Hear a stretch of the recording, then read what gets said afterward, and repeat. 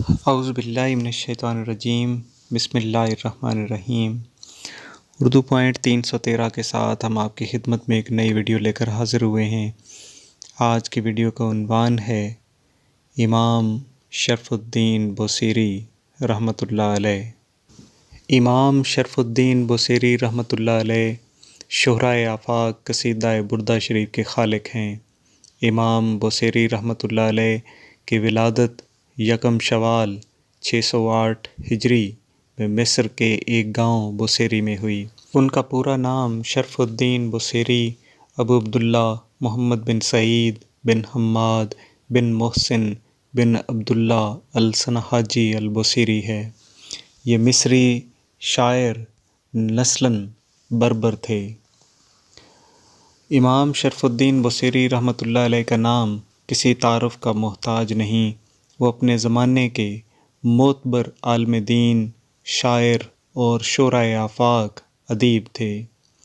اللہ رب العزت نے آپ رحمۃ اللہ علیہ کو بے پناہ صلاحیتوں سے نوازا تھا، جن کی بنا پر امراء و سلاطین وقت آپ رحمۃ اللہ علیہ کی بہت قدر کرتے تھے۔ انہوں نے ایک غریب گھرانے میں آنکھ کھولی۔ جیسا کہ والدین بچوں کو اسکولوں مدرسوں میں تعلیم حاصل کرنے کے لیے بھیجتے ہیں، اسی طرح بوصیری کو بھی والدین نے مدرسے بھیجنا شروع کیا، اور جلد ہی آپ نے قرآن پاک حفظ کر لیا۔ اس کے بعد آپ کے والد صاحب کی خواہش تھی کہ اب آپ کچھ کام کاج کریں تاکہ گھر سے غربت کا خاتمہ ہو۔ جبکہ بوصیری رحمۃ اللہ علیہ ابھی مزید تعلیم حاصل کرنا چاہتے تھے، وہ ایک زیادہ روشن مستقبل چاہتے تھے۔ گھر میں باپ بیٹے کے درمیان کھینچا تانی شروع ہو گئی۔ آخر کار بوصیری رحمۃ اللہ علیہ نے اپنی والدہ کو اپنے ساتھ ملا کے والد سے مزید پڑھنے کی اجازت لے لی۔ اس کے بعد آپ نے تجوید، فقہ اور باقی ضروری مضامین کو پڑھا اور تعلیم مکمل کرنے کے بعد بچوں کو پڑھانا شروع کر دیا۔ اس وقت تک آپ ایک دنیا دار شخص تھے اور مادی کامیابیوں کو ہی ترجیح دیتے تھے۔ آپ غربت سے نجات حاصل کرنا چاہتے تھے۔ شاعری کا وصف آپ کو اللہ کی طرف سے ودیعت کیا گیا تھا۔ اب آپ بادشاہوں کی شان میں قصیدے بھی لکھتے تھے اور نئے شعراء کی اصلاح بھی کیا کرتے تھے۔ درس و تدریس سے بھی منسلک تھے۔ ایک دن آپ گھر سے باہر کہیں جا رہے تھے جب ایک شخص نے آپ کو روک کے آپ سے پوچھا، کبھی محمد صلی اللہ علیہ وآلہ وسلم کی بھی زیارت ہوئی؟ اس شخص کا یہ سوال کرنا امام بوصیری رحمۃ اللہ علیہ کی زندگی کو بدلنے کا سبب بن گیا۔ اب امام بوصیری رحمۃ اللہ علیہ نے آپ صلی اللہ علیہ وآلہ وسلم کی حیات طیبہ کا بغور مطالعہ شروع کر دیا۔ آپ جوں جوں مطالعہ کرتے جا رہے تھے، آپ کے دل میں آپ صلی اللہ علیہ وآلہ وسلم کی محبت بڑھتی جا رہی تھی۔ جوں جوں وقت گزر رہا تھا، آپ کے دل میں نبی آخر الزماں محمد مصطفیٰ صلی اللہ علیہ وآلہ وسلم کے عشق کی تڑپ بڑھتی جا رہی تھی۔ اسی دوران میں انہیں فالج کا حملہ ہوا اور یہ صاحب فراش ہو گئے۔ اسی حالت میں 15 سال گزر گئے۔ وہ بادشاہ جن کے قصیدے امام بوصیری رحمۃ اللہ علیہ لکھتے تھے، انہوں نے پلٹ کے نہ پوچھا۔ آپ بہت دل گرفتگی کے عالم میں ایک رات لیٹے ہوئے تھے جب آپ نے سوچا کہ زندگی بھر دنیا کے بادشاہوں کے قصیدے لکھے، آج کیوں نہ ان کا قصیدہ لکھوں جن کے سامنے ان بادشاہوں کی کوئی اوقات نہیں۔ جب ٹوٹے ہوئے دل سے سچی محبت کے الفاظ نکلے تو وہ اس بارگاہ رسالت میں مقبول ہو گئے، جس کے بعد وہ الفاظ امر ہو گئے۔ اس سے پہلے بھی امام بوصیری رحمۃ اللہ علیہ نے عرب کے صحراؤں کے خیموں پہ اور خوشگمال چہروں پہ شاعری لکھی، لیکن رات وہ اس بدر الدجا شمس الضحیٰ کی شان بیان کر رہے تھے جن کی خاطر رب نے اس دنیا اور اس کی ہر چیز کو تخلیق فرمایا۔ میرا ایمان یہ ہے کہ یہ کلام بھی رب کی ہی دین ہے اور وہی رب ہی اسے انسان پر اتارتا ہے۔ جب آپ قصیدہ لکھ چکے تو آپ نے قلم دوات رکھی اور سو گئے۔ اسی رات آپ نے خواب دیکھا کہ آپ صلی اللہ علیہ وآلہ وسلم تشریف لائے ہیں اور فرمایا کہ اٹھ بصیری۔ امام بصیری رحمۃ اللہ علیہ نے کہا، میں 1000 جانوں سے قربان، لیکن کیسے اٹھوں، کیونکہ وہ فالج زدہ تھے اور اٹھنے سے قاصر تھے۔ آپ صلی اللہ علیہ وآلہ وسلم نے اپنا دست شفقت ان کے جسم پر پھیرا اور فرمایا، اٹھ اور مجھے وہ سنا جو تو نے لکھا ہے۔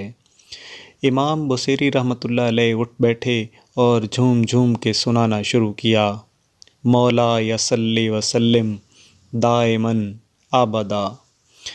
اے اللہ، آپ دائمی اور ابدی سلامتی بھیجیے اپنے محبوب پہ۔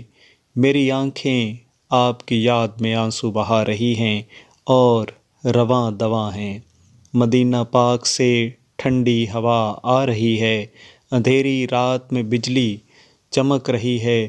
میرے عشق کا تذکرہ لوگوں تک پہنچ چکا ہے۔ اب میرا راز محبت بھی نہیں چھپ سکتا اور نہ ہی میرا مرض ختم ہوگا۔